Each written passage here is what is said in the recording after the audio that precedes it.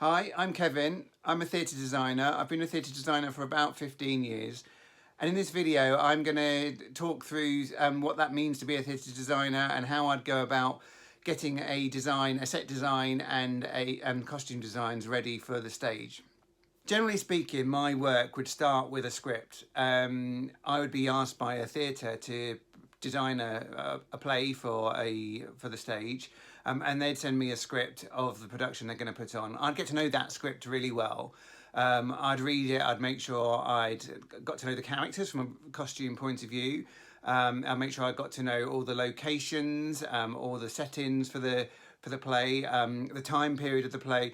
So it starts out by really having to pick the play apart and make sure you understand it, you know it, and you start to do some appropriate research to lead you into having some background knowledge for the play.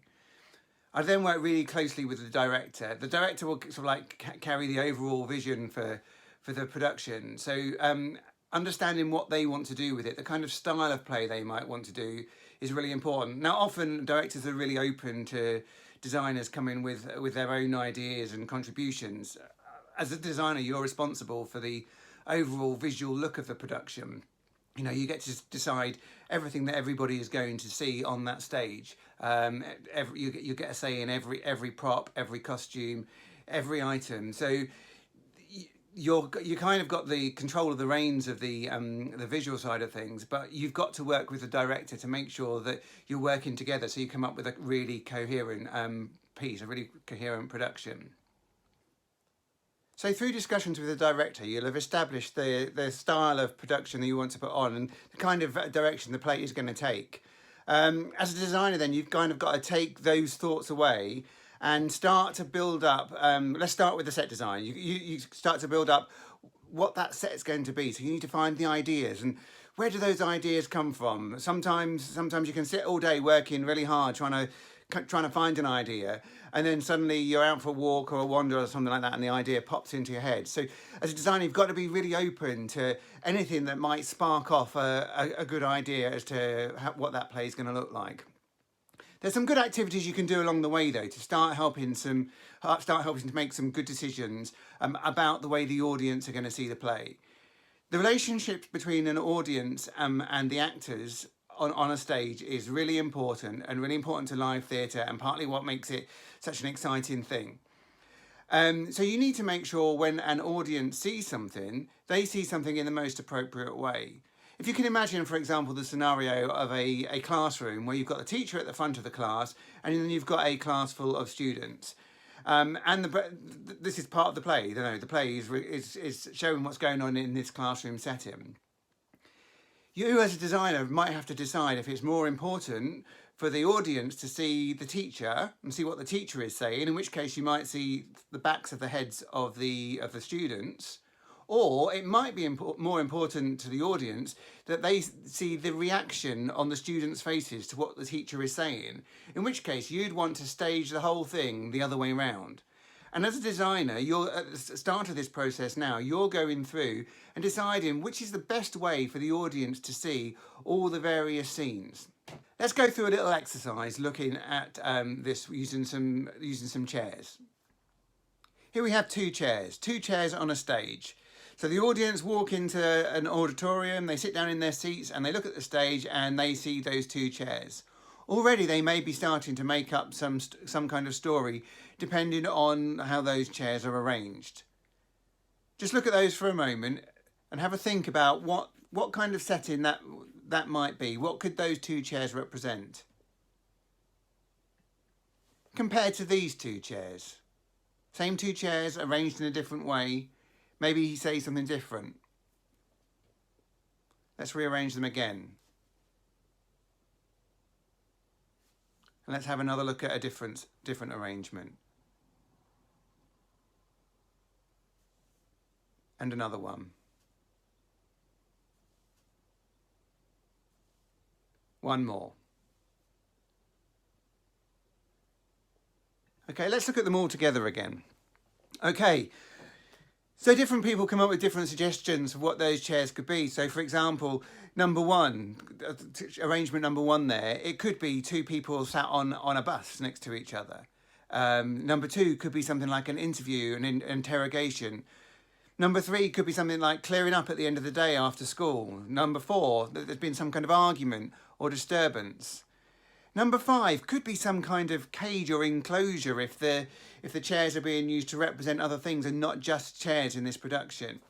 Whereas number 6 suggests some kind of distance between the characters. Now I've just gone through and given you one suggestion for each of those arrangements. There could be many suggestions as to what those arrangements could be. But basically what I'm trying to get across to you here is that even with 2 simple objects on one big blank stage, you can start to tell a very different story by the way that they're arranged. Having had to think about the best way to stage things so the audience get the best view of each scene, it can be a really good idea to scribble that down in a storyboard. A storyboard doesn't need to be a really precisely well drawn out thing. It can be something simple like this, where you just see some arrangements that you've thought up in your head so you don't lose those thoughts and so that you can keep referring back to them. It's much easier and quicker to refer back to a storyboard than to keep reading the script every time you want to just check whether something is going to work or not. As well as storyboarding, it can be a good idea around this kind of time to start pulling together visual ideas and visual references.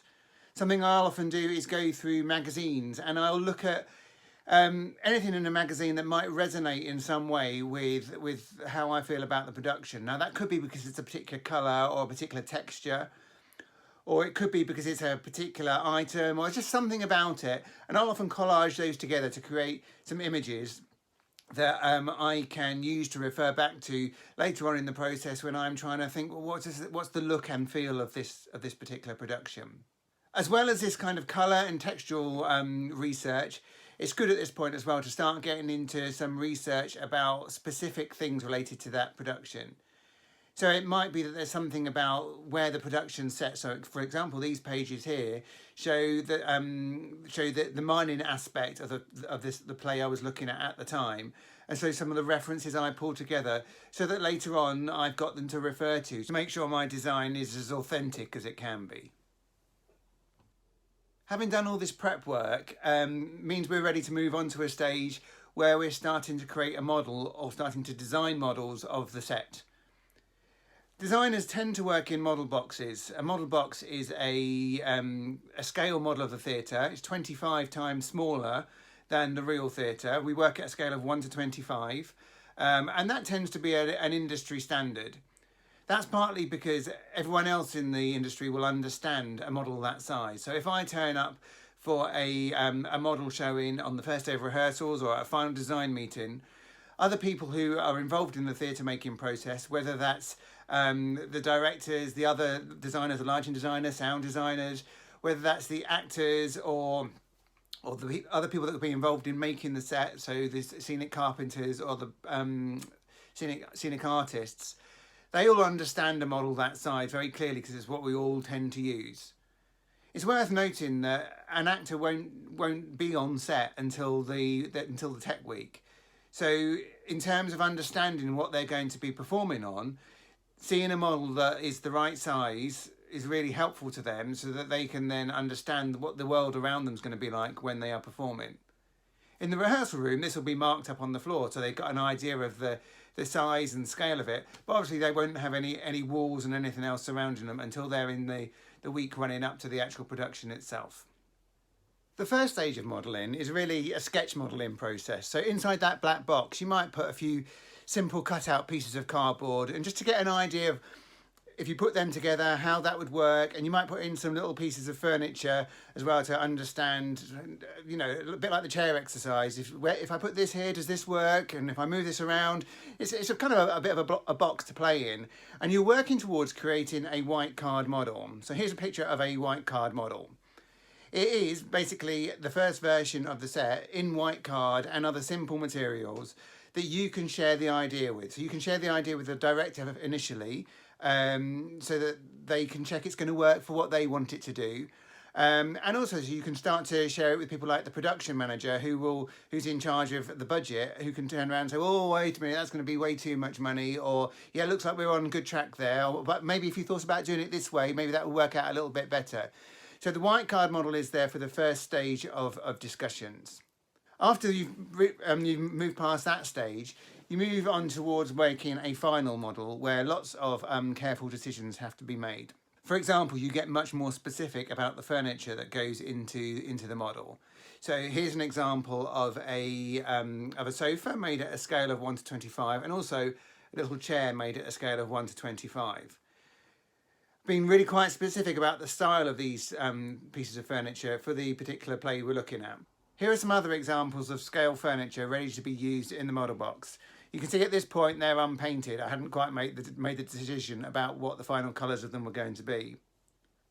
So this is my scale ruler that I use to make the furniture. It's got a scale of 1 to 25 on it, which means that I can use the ruler just to measure the distances rather than having to use a normal ruler in centimetres and then do the maths to work out how big it needs to be at a scale of 1 to 25.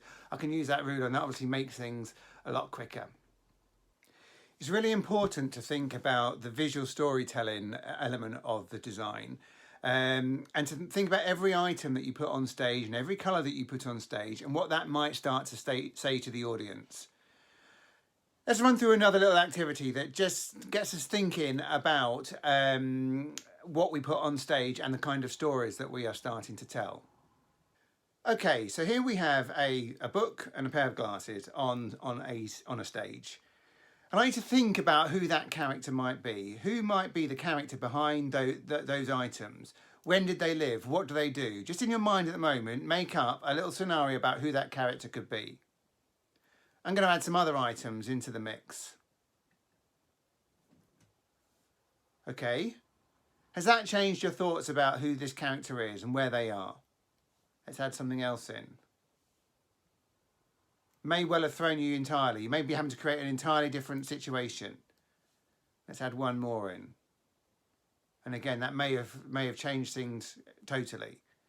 So the combination of what you put on a stage can start to say so much to an audience as soon as they walk into an auditorium. So really careful decisions have to be made about the items that you put on the set.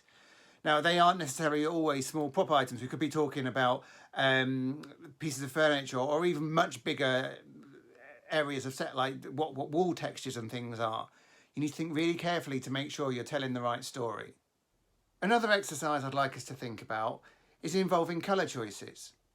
Something that's really good to actually do, maybe when this video is finished, is to go around and find objects of different colours. So maybe pick the colours of the rainbow. So you've got violet, indigo, blue, green, yellow, orange, red. And go and find maybe 3 items of each colour. And then trying to arrange those colours into a colour wheel, into a circle, a bit like shown here. It's very quickly that you realise that all the reds aren't the same, all the greens aren't the same. And particularly as you try and put them into a colour wheel, you have to try and think, well, which of the greens is more yellowy and which of the greens is more bluey. And when I'm creating a design for the stage and I'm thinking about the colours, I'm thinking very carefully about the colours to make sure they're exactly the colour I want to be. And sometimes I will end up repainting things to nudge the colours in a slightly different direction, just a tone or two, just so that it works better together and actually creates exactly the feel that I want them to. So colour choice is really important. You'll see here in this, from one of my sketchbooks, some colour samples and texture samples that I've done before putting the finishes onto the final model. This is to try and make sure that I get it right before I paint onto the model. The model you can become quite precious about it. It takes a long time to make these models. And you want them to be right, and you want them to be as right as they can be, so that when the scenic artist is using them to create and paint the final set, it is as close to your vision as you intend it to be. The more detail you get into your model, the better you've communicated to other people what you want your design to be. Okay, so far we've gone through a set design process, getting us up towards a final model. And here is a picture, or some pictures of some final models that I've created. And you can again see they're quite detailed.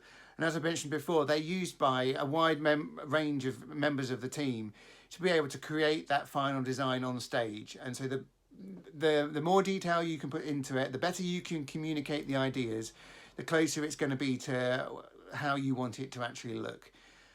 As a designer, though, you're still very involved in the process. You don't say, here's my model and walk away. You know, you'll be constantly talking to the set builders and the set painters, and having discussions to make sure that it turns out that the way that you intended it to be. Okay, so at the moment we've really looked at the set design element of the theatre design process. Obviously there's the costume design side too. Now, I wouldn't normally in my process split these apart so far. You know, I try and work on both a little bit at the same time. It's one of the privileges of being a theatre designer is that you have overall control of the way that the whole play is going to look, the set and the costumes. So it's good to work on them together rather than leaving one side of the job until after the other one has finished. That way you can make sure you're thinking about all your colours and your textures and that all going to work together between the set and the costumes. So similarly to having done research at the start of the set design process, I'll have done research into costumes. I'll have looked at what people are wearing in the kind of settings that the play is set in. And that might be to do with a time period thing, that might be to do with the type of jobs people are doing, or where they live in the world, or their age, or their background, and all that kind of thing that might influence the clothes that they would wear in real life. It's good to think about what people would be wearing in real life, because that will then make the clothes that they are wearing authentic. It's what makes it believable to the audience, so that you can do the best storytelling with the rest of the team. Having gathered together some research, again, I will start to produce some sketches, some ideas about what the costumes could look like. Now, if that's a period piece, I might be looking at the silhouette of the costumes, so what the shape of the costumes would be. That's obviously very different in the 18th century compared to now, for example. From the script analysis point of view of costume design, it's really important to go through and address the practical aspects as well as what the character is about. So, for example, it might be referred to in the script that somebody takes something specific off, or a specific colour is referred to, but also it might be that somebody takes something from their pocket. And therefore, you've got to make sure that costume can have pockets and does have pockets to allow the play to be performed in the way that it's intended. I will often produce a lineup of costume drawings so I can get an idea of how all the different costumes will fit together. These will often be quite sketchy to start with, and will just give me an idea about how, particularly if it's a large piece, how the whole ensemble would look together as one big cast. So from these quite sketchy drawings, I will create some final costume designs. These are drawings that will be shown to the wider team, that the actors can see what they're wearing. But most importantly, they're used by the wardrobe department to be able to source and make and create those costumes, or as close to those costumes as possible. Sometimes you'll have gone fabric sampling before you end up doing the costume drawing, so you've got a really clear and final idea about what it's going to look like. Sometimes you'll do the drawing first and you'll do the sampling afterwards with the wardrobe department. So you have to be prepared for a little bit of wiggle room on what the final thing is going to look like. But they're really important for, again, sharing your vision and showing the intention of what you want the design to look like. And it's important in your own mind that you stick to what was important about those designs, because obviously you're trying to make those designs match up with your set design.